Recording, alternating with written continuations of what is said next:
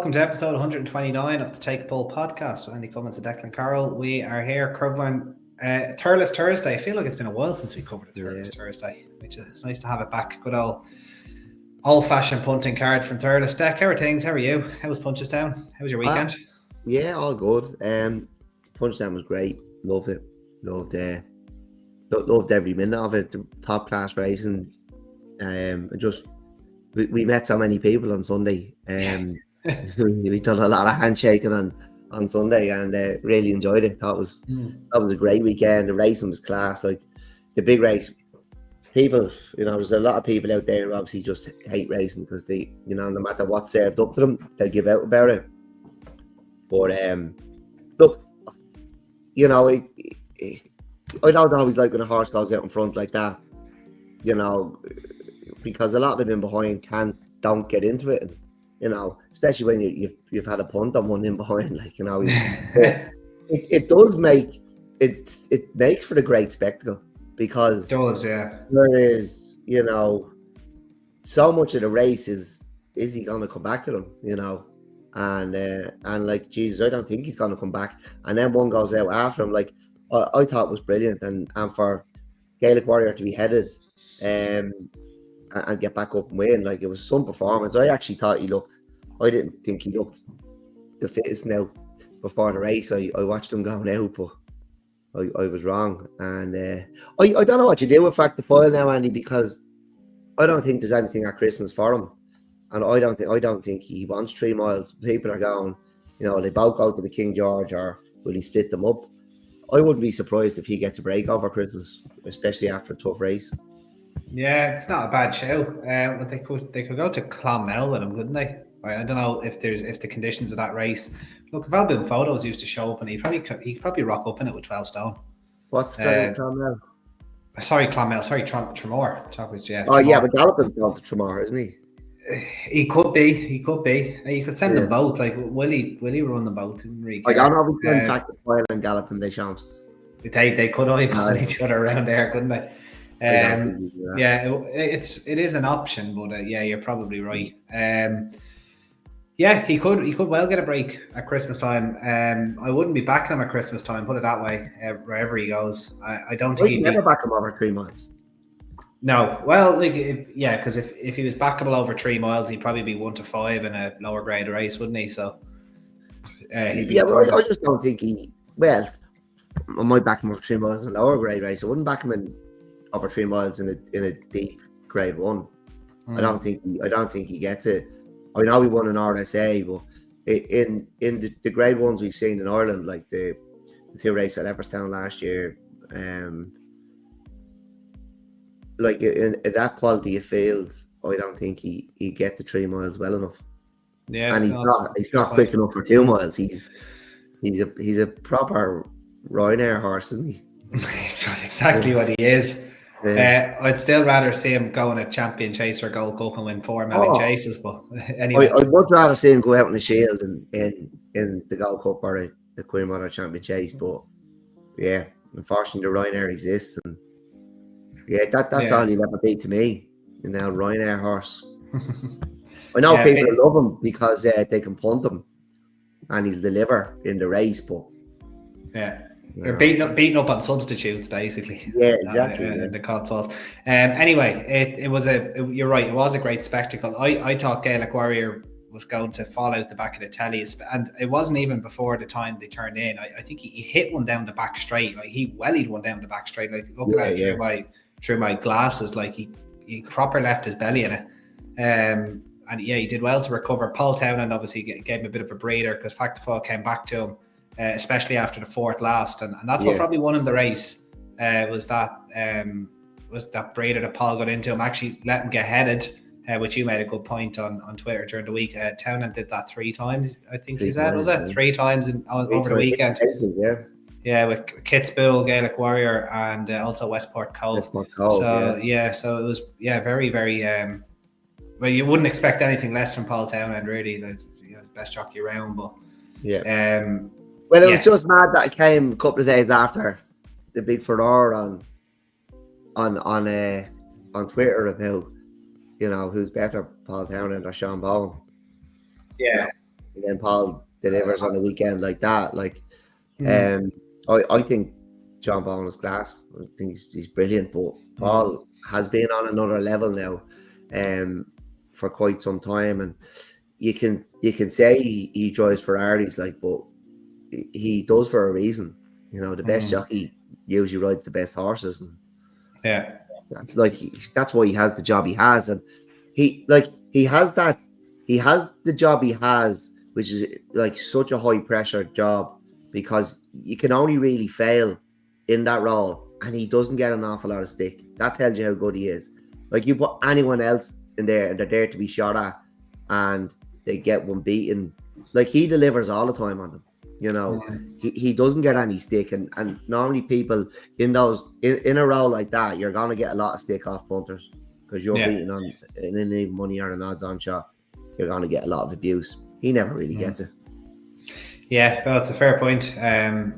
He's been phenomenal then since Ruby hung up the boot. So long may it last. I probably do have a theory on Sean Bowen, and I don't want to take away from him. That's the last thing I want to do. But maybe outside of Harry Cobden, like, how many top class riders is there in the UK? And you probably get to the stage where Harry Cobden and Sean Bowen could be at different tracks. Like, you know, one at Ascot, one at Haydock last weekend, or there's umpteen examples in the UK where, like, it could just be Sean Bowen riding.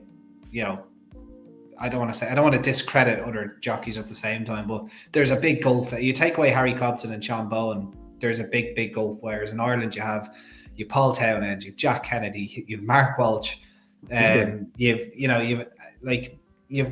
top class riders that don't even left, right, like even the likes of Jordan Gainford, Dara O'Keefe, Sean O'Keefe, Danny Gilligan, like, there's just top class, right? Like, Gordon's second and third, and Willie's second and third jockeys would be probably top 5 in the UK if they rode over there.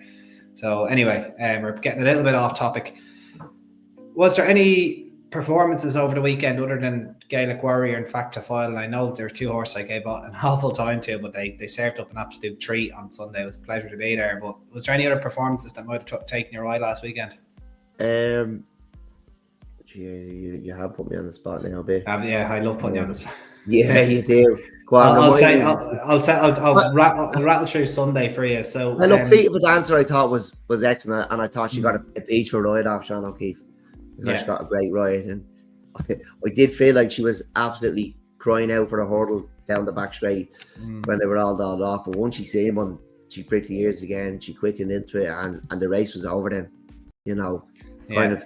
The jump on down the side, it was all over. She was the only winner. I thought she was excellent.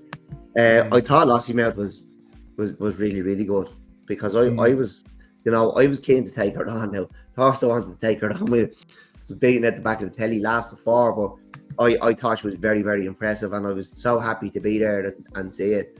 And I know she only done what was expected, but I had doubts whether she was a proper 2-miler. And she didn't tell you she wasn't there on Saturday. I thought she was really, really good, really professional, and really impressive. And I know that sounds a bit boring, but I was taken by her. Yeah. Any thoughts on Kit Spill and Kate Dahi? They served up a bit of a treat in the beginner's chase as well on Saturday. Yeah, they did. Look, I suppose you have to say it was impressive by Kit Spill to be headed, to get back up and to win quite easy then. I thought that was a good performance. It was a good run by Kate Dahi. That was a deep beginner's chase. You can only be impressed with him, I suppose. I'm trying to think, what were the maiden hurdles like? Did he? With Santos to spare, I know Sound as a Bell disappointed, and we could probably touch on the Gavin Cromwell form. It's probably a little bit alarming. Like, Vanillier went out like a light in the cross-country race, and I know there was no announcement, to my knowledge, that some of the banks were dolled off heading back out. Like, Ruby's double wasn't jumped. No, they didn't jump on the way back. That was either. And again, I don't know whose fault that may be, but like, that changed the race. Like, if you had a cross country specialist there, you hadn't a prayer. And it's quite important, those banks, for the likes of 3x2, and a few others like that in the race, Vital Island. There was a few there now that would probably seriously inconvenience. There was probably no surprise to see Desert Morehouse and the Goffer, fighting it out, jumping the last. Well, that's probably unfair to Desert Morehouse. He won quite snug, but that was probably, look, it is what it is. These things happen as well. The decision seemed to be made mid-race. It almost did, yeah. I don't know. I wouldn't mind hearing a bit more clarification. If anybody did hear anything about it, feel free to put it in the comments. I'd be quite interested to know, or tag us on Twitter. We'll respond. But yeah, it was a bit of a strange one. It did seem to be kind of made very, very late at the 11th hour. I thought the one performance for me, Deck, that I was really taken by. I think you missed the bumper on Sunday, but there was a horse in it. It's only a game. In the well, the ump, gave us, the ump gave us his thoughts on the bumper, so we have to hit. Yeah, exactly. Yeah. But that's after he was he was beating the photo finish for the trip to Lapland. He mugged off, yeah. Congratulations to the other George that won the trip to Lapland. The other George, yeah. And the whole eight of his brothers. Yeah, I'd say Sean couldn't believe it. Now there goes the gate fee on Sunday. It's off to Lapland. Anyway, it's only a game. 4-year-old by Goliath de Burley, trained by Martin Brassel for Sean and Bernadette Mulryan. Was second at the Punchestown Festival under Derek O'Connor. Was pretty well back that day, and this was a second race course start. He hung out the back, and his turn at pace though, coming into the home straight, like he took a gap that basically wasn't there. He bullied his way through a gap, put the race to bed in a matter of 7 or 8 strides, and just kind of fought his way to the line. An average horse wouldn't have been able to take the gap that he took. Like, he was really, really quick through it.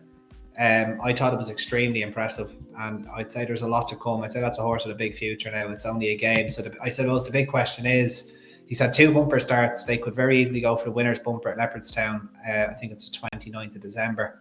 Or they could stick him over hurdles on Stevens' day, the 4-year-old hurdle, won by a lot of lovely horses, like Classical Dreams won it in the past. But yeah, I think the Kopek de Board, I think he won the older maiden hurdle actually last year. Come to think of it, maybe I'll have to double check that. But long story short, if that horse rocks up on Stevens' day in the maiden hurdle, I'd say he'll take a fair bit of whacking if he can jump, and I imagine he can. So it's whether they want to keep him in bumpers or send him over hurdles. Hopefully it is the latter, because I was really impressed by him. I suppose on Saturday, Oscar's brother was very good. Of course, yeah. And got a great ride, and they may have left dreams of an Irish national behind, but he could still end up there. If it were a horse with that much class, there's, you could still skip Cheltenham, skip the Broadway, and go to the Irish national and win it off.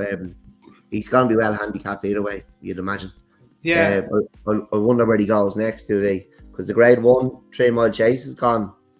And you have a Grade 2 penalty. So what have we, like the 10 up at Navan? You've got the 10 up under a penalty at Navan. You've got You've got the Faheen. They could come back and trip for the Faheen. If the ground's testing, he'd be probably all right.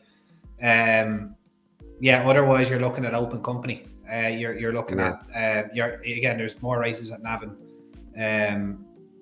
If they're bold, if he has the experience and he's under 150, you can run him in the Thyestes.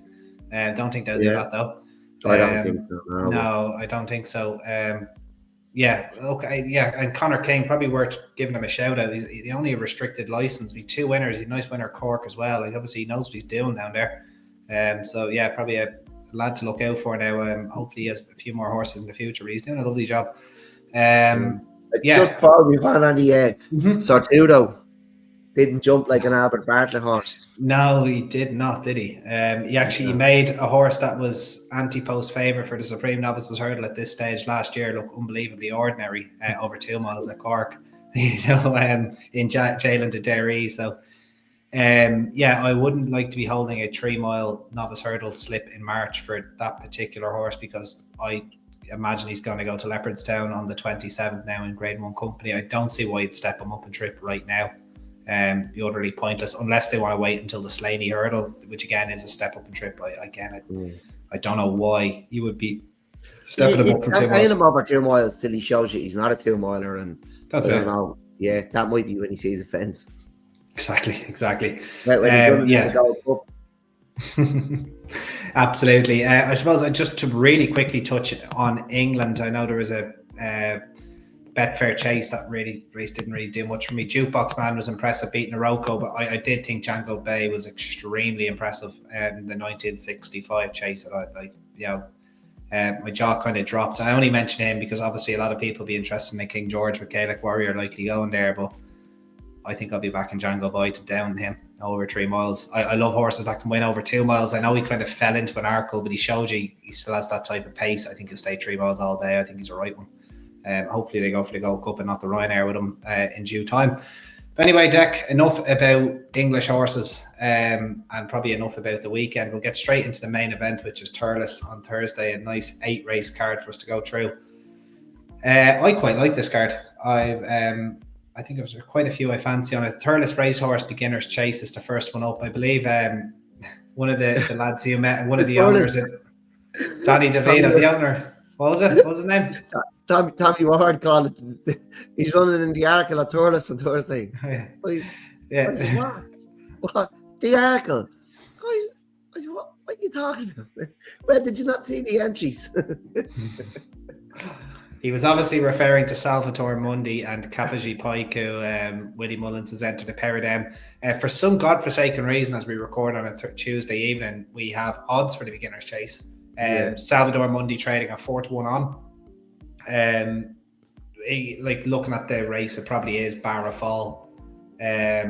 He might be an awkward enough ride, first time out, quite fresh, obviously a keen enough horse.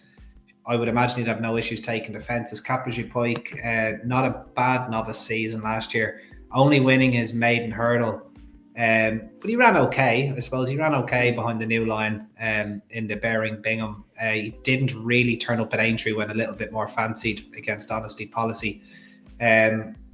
He's 11-2, and then obviously Donny DeVito, a rating of 125, gives some place claims, but you'd be kind of needing Salvatore Mundi to fall here, Dec, wouldn't you? Oh, but Tommy said he's going to put it to him. Well, you've got to get out there and try and make him fall, I suppose. Yeah. So you're going to bury him, Tommy? No. We're going in the front. Look, you'd be hoping Salvatore Mundi wins well and takes the chase, wouldn't you? Like he's cleared on a hurdle rating, and he's quite exciting.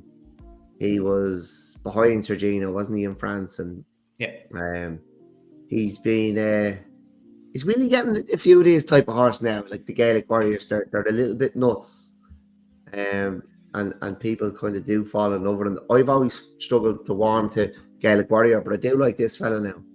I am a little bit worried about last season's novices, though, Andy, at this stage. Okay, go ahead, explain. No, I know Final Demand and Copec the Boards were excellent in the Beginner's Chases, but I'm struggling to be lit up now by last year's novice hurdlers.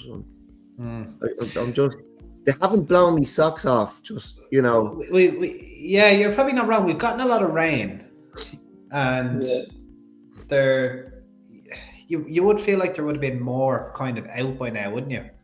Yeah, I feel like there's still a lot of horses to come out. Maybe the spring is the spring dominating too much? Is that the problem?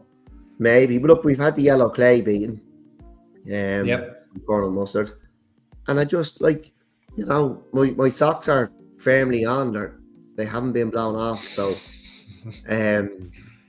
look, Final Demand and Copec the Boards were excellent, but it's still in novice company, you know. And I'm just wondering how deep does it go? Novice crop was like, you know. But look, hopefully Salvatore Mundi can come out and put me back in my box now on Thursday. Cabbage Pike, I liked him that day. He won his maiden hurdle at Punchestown, but he was a map now in the grade ones after. But you can be like that, ain't you? Can't you? Did he be running drunk up that straight over 3 miles? Can be, yeah. Well, 2.5. It was behind Honesty Policy, that one, but yeah. Oh, 2.5, but he can be absolutely locked now. when they're coming home, running all over the place. That must be the longest straight in Europe. I know, Haydock wants a word. Yeah, Jesus. Look, you know, what can you say about this race other than, you know, Zavon Mondays should win and hopefully he wins well. Like, there's no point trying to take him on. You're only spoofing and guessing because he should win. Yeah, no, totally agree with you, Deck. It's Barra Fall, isn't it? The 12:17 is the Racing TV Club Day Chase, a listed race. Were you telling me that you considered entering Count on it in this one? Is this the race, was it? This is the race. I have never seen a listed race this day. They're all right, the high 150s. Poor Count on it would have been going around. Like, look at the rankings. I couldn't believe it when I looked at it earlier. And I was going 157, 156, 157. You'd be finishing. You'd accidentally finish ahead of Tully Begg or something, and Count on it be never jumping a fence in public again. Oh, right, no. Anyway, yeah, it's definitely it's competitive for sure. It's not fair.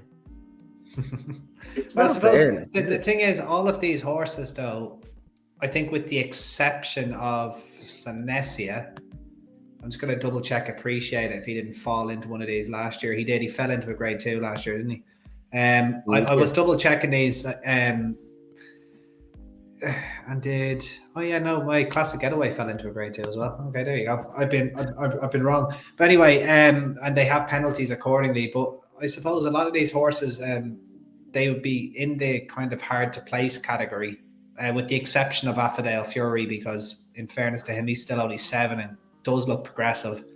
But appreciate a Classic Getaway. They're not holding anything back really from anyone that follows form closely or the handicapper. Salvador Ziggy, I would imagine, has known it's Barry Connell now. It probably has the Paddy Power Chase at Leopardstown on his agenda. Senesia is here for the crack because he couldn't go a yard in the Durkin. All his best forms at Navan, but I suppose he could go okay. And then you've got Tully Begg, ex-Gordon Elliott, who's going to pick up a little bit of prize money here. Yeah, I suppose, Deck, you've always liked Affidale Fury, haven't you? So how far do you think he can go? I'd be expecting him to win this and win this well. Yeah. But where do you think he could go? Would you go to the Savills Chase with him next, or just let him take his chance, or how good do you think he could end up being? I think you'd have to, like, yeah, you're right. I have always liked him. I think I backed him at 16 to 1 or something for an Albert Bartlett, and then he anti-post. That's at 100 to 1 on the day or something. 150 to what he returned, the runner-up, yeah, behind Stay Away Faye. I always say, you should always, if you've seen something, trust yourself. That's it. You have to forgive one run. That's literally, yeah. I remember actually having to ring you after that because I thought he was going to get up for a minute, can't up this straight. But yeah, look, you'd be hoping he wins this. He's only 7. He's getting £10. He was second at Down Royal, behind MYLN. He was second at Gowran behind Western Fold, and he's, would you say, progressed past them, or? Well, he bumped into a race fit Western Fold that day, didn't he? Yeah, he was coming back from a break, so it made sense. And the step up and trip as well. Yeah. Well, yeah, look, he could be exciting. Like, he's not only could be thrown into the mix at Christmas time. If he does this well, and that's look, if he was mine, that's what you'd have to be thinking of. Like, do you know what I mean? Because he's rated 157. He wins this, he's probably going into the 160s, and like, what else you do with horses in the 160s? Like, these days you run them in the Grand National, I suppose, because like if you're not rated at least 155 in the Grand National, I feel like you haven't got a prayer. Yeah, the quality of horses up the top now these days. So yeah, but look, you can run in these grade 1s and pick up prize money, like, which might and the prize money in days might cover you for the year, like, so why wouldn't you take a chance? Because the prize money further down is not good, like, do you know what I mean? And they cost the same money to train, cost the same money to train one rated 88 as it does 157.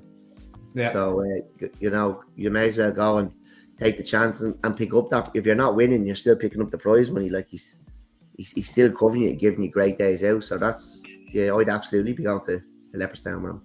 I don't think he's a Kempton horse, but no way. You know, like what else could you do with him? Like, just like he could literally be one of those. Like, I don't want to call him a bridesmaid because that's completely unfair. But you know, looking at his record, like obviously he's beaten Favori de Chamdou at Galway, but then he has finished second to Sam Majes, giving him a lot of weight. He's finished second to Western Fold, and he's finished second to MYLN. He was second in an Albert Bartlett at 1,000,000 to 1 behind Stay Away Faye. He was second to Gaelic Warrior at the Punchestown Festival. Like, he does finish second an awful lot. And imagine if you could finish second in these grade ones, picking up that prize. Just about to say, about to say. And like, as he said, he is still only 7. Like, he's the type of horse, like, if you have a proper grade 1 horse, your expectation is to probably, you know, beat him. But at the same time, if you don't show up on your A game, there's every chance that Fury's going to beat you. So he's a very consistent, likeable horse. I hope he goes and wins this. And he's always that horse you can probably back each way in a grade 1 race, and you're going to get a run for your money. You might be a bit vulnerable for win purposes, but you know, you'd be collecting each way money most of the time he runs, and I wouldn't be surprised to see him finish top 3 in a Savills Chase after this. And here we go. So we'll be next month now. We'll be talking ourselves into it. He's 33 to 1. Have a bit of that. If he was 33 to 1 in the Savills Chase off the back of winning this, I would have no qualms with backing him, especially if Galopin de Champ is not there. And even if he's there fresh, and there's talk of Skelton bringing Grey Dawning over, I believe it when I see it. But I actually called it Alexis. I did. Fair play to him. That's much interest he has in the race. Anyway, we'll leave it at that. Affidel Fury for both of us. He's trading at around 11 to 8 on at the minute. So if he got out to even money, I'd definitely get involved, but I don't think he will. Appreciate a classic getaway. Sinesia, what was it? Salvador, Ziggy, and I think it was Tully Begg rounded out the field there. The 12:47 is William Hill each way extra challenge series handicap chase over the same trip as the last one, 2 mile 6.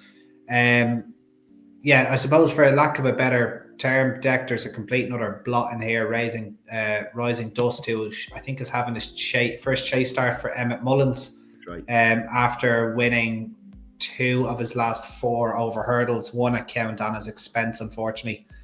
And he's a good deal in here. So, you know, 106, £25, I believe, to the tune of £25, 111 over hurdles, 86 over fences. Assuming he can jump a fence, he probably looks hard to beat. But what's your thoughts here, Deck? Yeah, as you said, it's his first run for Emma Mullins over fences. He's won 2 hurdle races since joining Emmett's Yard, and he started off a mark of 89 over hurdles, so he started off £3 lower over fences. Even better. It's hard to make a case against him, isn't it? Like, having seen what Emmett's done with him, over hurdles, like, you know. So we've seen Ian Dunhu do similar with Small Town Hero, where he's used up the hurdle mark and then he's gone back over fences, and it's the right thing to do. There is another one on my short list, and I know it's on yours, Andy, playing up after the stable's flying. Philip is absolutely flying at the moment, and he's been out of form for a good while. I'm delighted to see him back in the winner's closure a lot lately. It was a good run and third off this mark the last day, and Shane O'Callaghan takes off the £5 again. So I'd say he'd be knocking on the door again, but it's hard to look past Rising Dust, really. Like, when you look at his mark and what he's done over hurdles, and you can't even go back to his chase form, because Emmett's improved him since he got him from Michael Horgan. So you'd have to trust that he is well in here over fences. Yeah, he looks kind of chucked in, and he's opened up again. Why do we have odds on Tuesday night for this? He's opened up 2 to 1. Playing our batter though, like as a 10 to 1 poke, like probably a career best over fences. I think that's fair to say. I know he's only had 3 runs over fences, but this would definitely be probably the best of them. He did fall in one of his starts as well, so Yeah, but anyway, he was beaten 8 lengths the last day by a great buzz, and Robert Tyner could basically train Nate to win a handicap chase at this stage of this type of season he's having. James the Brave was came in off the back of a win and kind of backed that up with a good run. And then in fourth that day, or say playing a batter was third. Then in fourth that day was Small Town Hero, who was coming, as you just mentioned, was coming in off a string of ones, made a bad mistake at the fourth or fifth last. But given the strength of the race, I'm not 100% sure how much of a difference that would have made. So you're coming in, you're getting a 10-1 shot here because of Rising Dust. Like if Rising Dust not in the race, playing or battered would have been probably the nap of the tap, I would have thought. Like you're getting a horse like really reliable form, potentially progressive, lower than a horse that's coming in here lower than his hurdles mark as well. You could definitely back him at 10-1 each way, but you'd be kind of hoping that Rising Dust just doesn't take the fences as well as he's taking the hurdles. It's a big risk to take. At least you're getting compensated with the each way price, I suppose. Like I could talk myself into it, put it that way. I could talk myself into it. I might even just do the forecast, to be honest with you. But I do like playing our battered. I just hope he's not bumping into one here, like what happened to poor old Countana when the Rising Dust rocked up there over hurdles. Yeah, so are you going to back Rising Dust deck, or are you going to probably leave it? No, I'll back him. Back him. You're on him. Okay. He's still well handicapped. He is. Yeah. And he's improved, for the switching stables. Like you 2-1 is probably big. It probably is, yeah. It probably is. The book your Christmas party here on December 20th, Maiden Hurdles next, over 2.5 miles. Yeah, the Maiden Hurdles on this card, well, this one in particular looks interesting. This, I think, is very competitive. Drop a Tret is your one reserve, otherwise with the full field of 16. I know you like Risk Away deck. There's a few horses coming in here with some decent bumper form, Arslan and Zeus Power in particular. But yeah, talk us about Risk Away, and is he the one you like, or is there? I must have mentioned Risk Away before, did I? I think you did, yeah. I think you were offline chatting about it. Go on. Yeah. Look, it feels like he ran an awful lot. He did spend a lot of time in points. The form was point to point from Dramahan is working out particularly well, but that was back in April 24. He was beaten 2 or 3 after that, and he was beaten in bumpers. He just strikes me as a horse that just needs a little bit of time and probably needs to go jumping. So this is his first hurdle run. He's only a 5-year-old. I'm excited by him. I'm looking forward to seeing him on Thursday. I think he could be a really nice horse. And even if it doesn't happen for him this season, he might just be, a typical Jigginstown horse, a slow burner, and it might, he might be 7 by the time we see him hitting the heights. He might not be a grade 1 hurdler this season, but I hope he is. But he's one I'm not going to give up on. Okay, that's an interesting one. I thought there was a few in here. I thought like Arslan, who there for Willie Mullins, he's behind Kaiser Ball and Each to Their Own. I think Each to Their Own is due to run in the Royal Bond on Saturday. He has an entry anyway, after winning at Galway.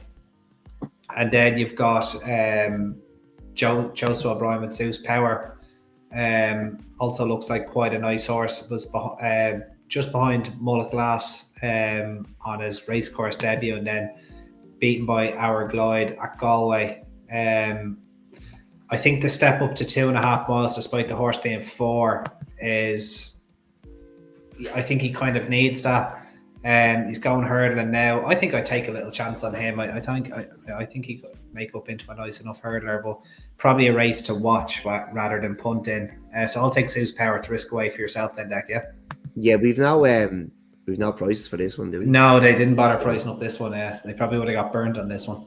But I think, yes, Risk Away, I think he was beaten by, was it one of the Manila horses, was sold for 80 grand at Cheltenham the other week, Manila Academy. Manila Jury, was it? Manila Jury. I think, Manila Academy, I think made more money than that. Right, the Irish Stallion Farms EBF Mares Maiden Hurdle. It wouldn't be a Thurles Thursday without Mares Maiden Hurdle. 2 miles. Not as strong as the first race. I'm going to hazard a guess anyway, or the first Maiden Hurdle, but there is one in here that I think just wins. I think you think it just wins as well, Dex, so I'll let you take it away. Yeah, well, look, It's Jasmine Pearl, isn't it? Yeah. Mhm. Yeah, she was 9 lengths behind Sageborough in a Wexford Maiden. The Wexford Maiden we've spoken about a couple of times now over the last few weeks, which it's a maiden I think will work out quite well. And it has begun to, because Santos Despair followed up the weekend. And Jasmine Pearl, I'd say she's a good thing for this now. Yeah, I completely agree. I'm actually at the stage now where I think Sageborough might be a little bit better than average, to be honest with you. He has 2 He's in the entries a Royal week. Bond. He's in the Royal Bond. He's also in on Saturday, I think, in a conditions hurdle or a grade 3. I think he's actually in a grade 3, a 4-year-old hurdle. Again, they're two kind of big asks. And this is the only thing when 4-year-olds win over hurdles like this, especially with little to no experience, especially in Sageborough's case, they can get quite difficult to place.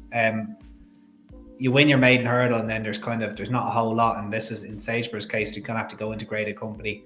But I do think he's really good. I watched his maiden back again, just coming home on the train, just in relation to this race. And Sean O'Keefe just hasn't touched him. He's just ran away from Lucas Tipple, who I know has cost us all a fortune in recent times. But given the stable form and given how eye-catching he was at Navan on that Monday, I'm still convinced there's a race in him. But it would take a good horse. He's still only 4. Still only 4, and I think it would take a good horse, especially in Sageborough's example, to beat him first time up, especially without Sean giving him any type of persuasion with the whip. I think there was another one, Le Moulin Rouge, in the same colours, is yet to be seen. I think he'll be a nice price for an upcoming maiden, given they start to get a little bit stronger at this time of year. We've already talked about Santos Despair, who was given weight away all around that day. Finished, I think, 4th. And was a gutsy winner at Punchestown on Saturday. And then we have this mare, who Jasmine Pearl, who takes, in my opinion, a significant drop in class, ran quite well. And given what I think of Sageborough and given what I think of the form of the race, I'd be bitterly disappointed if she was beaten. And yeah, I'm not saying any price is a good price, but I will definitely be backing her if the price allows. I think she'd be really difficult to beat. So is Sageborough going to need good ground? I don't know. He is by Sageborough, I assume, is he? He's by Martinborough, or whatever he's called. Is he? He's not by Sageborough, right? No, well, then he might be okay. No, let me have a quick look. I'll whip it up now real quick. He's by Majborough Sire. Yeah, I think it's Martin. Okay. Martinsborough or something, isn't it? Something like that. Yeah, Martinborough. Yeah, I don't know. To be honest with you, Dak, he's won on yielding ground. He might need it like that, but he's only had one. No, I assumed he was the Sageborough. Oh, okay. Is he still kicking? He must be quite old, he says. He had that. What was that one in the Malcolm Denmark colours a couple of years ago? Petrossia. That's a random one. Pointless answer, that one. He actually had that good. He was in the San Calvados colours, 2 Mile Chaser. Ended up with Paul Nichols and went downhill. Rouge Vif. I think he was a Sageberg as well. They want him as fast as they can get it, don't they? Paul Nichols got him, and it was like he was going down the Sugarloaf. After regressing at a rate of knots after. I'm only messing. I think he was old enough when he got the Paul's. Right, so Jasmine Pearl for both of us. We got the 232, the sign up to GavinLynchRacing.com maiden hurdle. Another one, which is a third maiden hurdle anyway. This is for the 4-year-olds deck. We've got 20 runners and 3 reserves, so it's going to be I suppose it's take your pick. Not a whole lot to go on. A lot of these having their first race course start as well. You just thought there's one in here that you think will just win, but probably it's going to be priced accordingly. Well, look, I'd say he'd be short anyway, like Le Divin and Font. He was 4th to Lulambe last October. The form of the race is not really working out that well, but Lulambe's obviously gone on to win grade 1s, and the other one I was looking at was Lazard the Star. He was second in the point to Fairy House. The winner has won on the track, and the third has also has won on the track or gone close anyway. But the way I just looked at it then is it's hard. It's becoming harder and harder to improve point-to-point winners because they're trained to the minute to win. They're absolutely revs in a second, aren't they? Yeah. Whereas Willie's given this thing a bit of time off as he does, and he's got the year off, and you trust him to find improvement. I don't know. I don't think last season's juveniles are as good as they were the year before, and I think people are just going, oh well, it's going to be like that every year. The Lambo wins the Arkle. I don't think so. So I don't know how good this horse will be. It's a race I won't be getting involved in because I'd say he'd be long odds on now. And we haven't fighting for this one. No, I'd see that. I don't know. They must have been using Thurles as a training exercise or something in the training room. For, I don't know. He'd be long odds on, and I don't think I would argue the form now. Like one of them was probably a flat race in France, and the other is point to point in Ireland. But the form probably looks stronger of Lazare de Stars race, but Willie's probably going to find more improvement from Le Divin Avant. Yeah, that in part is there's 3 horses that were interested in this race, and you've mentioned 2 of them. But Lazare de Star at the moment is the first reserve, which he's going to instantly trigger Rule 4 if nothing comes out and make Willie's even shorter. Or you're going to have Raven Dark, who's the 3rd reserve, who's never seen the racetrack in his life, but is a son of Matney, and he's by Dr. Dino. So he's from the family of Mighty Potter, Codwell Potter, Brighter Days Ahead, etc. Cost 350 grand as a 3-year-old. So yeah, a really interesting potential debut. Chances are we don't see him on Thursday, but he has entries at Fairyhouse on Saturday or Sunday. None of which are in bumpers. Again, kind of strange for Gordon Elliott's yard. I don't know if that casts doubt about his ability or anything like that. It's hard to know. But a very intriguing runner given his pedigree, nonetheless. You'd be hoping to tell you he can jump. Yeah, with a bit of luck, and maybe they want to get cracking because he might be very forward. He could be very forward. Mighty Potter was a very good hurdler, 4 Rise and 5, multiple Grade 1 winner in Ireland. Brighter Days Ahead was brilliant herself as a young mare. So they might just be wanting to crack on, which is kind of good to see. Interesting if he does get a run. He probably won't though. So 307 is the William Hill Each Way Extra Challenge Series Handicap Hurdles Division 1, not to 100. They had to put 2 on because they knew Deck was going to cover it. So we've got 14 runners and 2 reserves. Deck, I'm not going to cramp your style here. I'm just going to let you ramble away. Who do you like? Look, it's easy to pick out one of Philip Rothwell's because I think he's 5 or 6 in both races. Yeah, but, he sent everything to Thurles. Renting boxes he is at this stage to get them all there. Yeah, he definitely likes this series. King Bob beaten 7 ends the last day. That was his second handicap run, unseated on his debut. Only a 4-year-old. I do think he's gonna go close. But I also like Gino Bella in here, Andy. She's a 5-year-old. Fairman going well on her handicap debut in March. She's won a point-to-point last day, and this is her first handicap run since she fell back in March on handicap debut. So look, she's fair. I'd probably be siding with Gino Bella, and I know she was on your radar from some time ago. You mentioned before we came on air, so that helped make I think I deleted her off our tracker though. And I did you notice I did some sweeping of our Irish racing tracker? You probably didn't notice. But fair play. I was sick of seeing notes for Juno coming up, so I had to get him out. She was a casualty as well. So I don't know where. Obviously, wasn't aware that she was running them point to points, but definitely interesting off 95. Not running, winning them, yeah.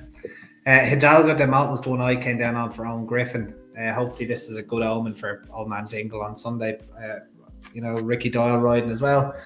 Toddy ran okay behind Cafe Con Leche. Potentially might be suited coming back to 2 miles. He ran well at Tramore. It was in a flat maiden actually at Tramore. It was a big price, beaten 4 lengths by Winter Fog. That was in August. And he has some good form around 2 mile 3 and whatnot. If you go back to his form, he has been placed, off 100, 102. I thought that wasn't a bad run behind Cafe Con Leche. I know the trip is a little bit possibly on the sharp side, but if they make a bit of use of him, I think he could go well at probably a decent enough price. The 338 then is the second division deck. This one probably looks a little bit more competitive than the first division, despite not very many winners in here. And we actually have odds on this one. I don't think we had odds on the first one, did we? Just double checking that they've decided to price up the second division. How do we have odds on this, right? I've absolutely no idea, but Division 2. Like, how have they decided Division 2? They've priced up Division 2. So your 5-2 favourite is Freddie Robdall, and your 11-4 second in is Sanair at the top there for Ross O'Sullivan. You 5-1 Harry's Dream for Philip Rothwell, who definitely has a chance on a beginner's ride in that one. And then it's not really whatever you're having yourself, but it's opposite end 6-1. He could end up 6-4 or 16-1 by day off. You wouldn't know. Hard to take a chance on him at 6-1. It's kind of whatever you're having yourself, really. About the rest are all kind of double figure prizes after that deck. Who do you like? Yeah, well, look, if Philip doesn't win Division 1, he win Division 2. Yeah. I like Dark Berkshire. Now, all right, okay. Yeah, 9th on Handicap debut. But that was over 2 mile 7. I don't know. Philip does this. You'll find he does this now and again. And he'll run them if there's a race on. If they're ready to run, they'll run. But yeah, I reckon we'll see massive improvement from this one, and it could be a nice each way price. Now, luckily enough, it's priced up early, so we can get on early. Dark Berkshire, 33-1 under Simon Torrance at the moment. Philip could be absolutely seething. You're after tipping this one up. I don't want to say it because he won't come on for Christmas now. He can't be given out. He has time to get on. He could have got on a couple of hours ago. He might want to text him. He's opened up 33s, Philip. Quick, this is releasing very, very soon. I'm gonna have to back up. I actually liked a shorter priced runner, Harry's Dream. I thought he's been improving with every run, and you mentioned earlier on the podcast that the yard's starting to hit some form. I think the market's kind of, well, I don't know, maybe the intern and Paddy Power hasn't missed this one. He opened up 5-1. We'll see what price he ends up at later on as we get closer to the off. But we both like 2 Philip Rothwell horses there, so maybe we'll do a little forecast. But you better send a warning to Philip now before this releases. The William Hill series is the series where the top trainers can't have, if you've had over 100 winners, is you can't have. Yeah, basically, yeah. I think that's that's what this is. When Philip's all out to scoop the pot. Yeah, I'm perplexed why there's betting on this on Tuesday evening. Oh yeah, on Tuesday. I couldn't believe Actually, yeah, well, I've got betting on Division 1 as well. There's only William Hill have gone up on it. I suppose that makes sense. Yeah. Well, Gino Bello's 9-1 in there. So. Right, and what was the other one of Phillips that I liked? What was that? King Bob. King Bob is your 7-2 second favourite. No. So yeah, look, like Jane O'Callaghan's riding really well at the moment as well, and he's getting a lot of rides for Philip. It's the combination to be watching as well. And you met Jane on Sunday, and he's nice guy, absolutely. Absolute gent. He is really nice fella. He rode, he's very unlucky on Killarney before he ever won. Like extremely lucky on him, and then he had a couple of injuries when he was kind of really getting going, and it was tough for him. But I think he's a really good rider, and I think he's riding really well at the moment, and him and Philip seem to be getting on well. So hopefully, hopefully he continues to ride winners and lose that claim.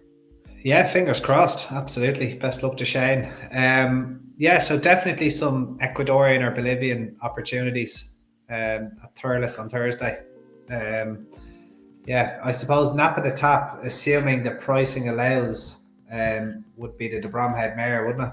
Jasmine Pearl, I suppose. So, yeah. Jasmine Pearl. I hope we don't disgrace ourselves with the likely price that she could be, but I don't know. I don't know whether she'll. I don't know whether she'll be that short. She might be missed. Yeah, with a bit of luck, fingers crossed.